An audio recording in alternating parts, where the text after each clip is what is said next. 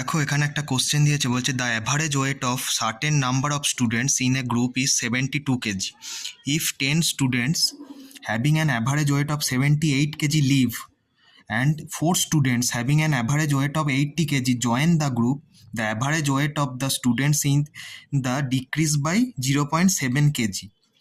The number of student initially in the group, দেখো 10জন student যাদের ওজন ছিল 78 কেজি তারা চলে গেছে।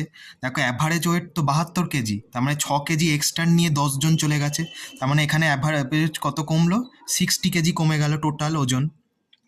আবার এখানে দেখো 4জন স্টুডেন্ট যাদের ওজন কি বলছে 80 কেজি, তারা জয়েন করলো গ্রুপে।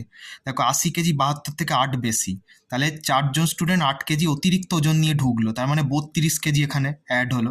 ওভারঅল দেখো 28 কেজি কমলো, কিন্তু এখানে কমছে কত বলেছে 0.7 কেজি। কি করবে, এই যে 28 কেজি কমলো এটা 0.7 দিয়ে ভাগ করে দেবে, তাহলে স্টুডেন্টের সংখ্যাটা পেয়ে গেলে। তার মানে 40 জন স্টুডেন্ট যদি প্রত্যেকে 0.7 কেজি করে যদি কমে যায়, টোটাল 28 কেজি কমে যাচ্ছে। এবার কি বলছে এখানে, the number of student initially in the group, এটা তো দেখো এখন পেলে, এখন 40 জন স্টুডেন্ট, আগে কত ছিল। তার মানে দেখো এখানে 10জন স্টুডেন্ট বেরিয়ে যাচ্ছে আর 4জন অ্যাড হচ্ছে, তাহলে ওভারঅল 6জন কমে যাচ্ছে।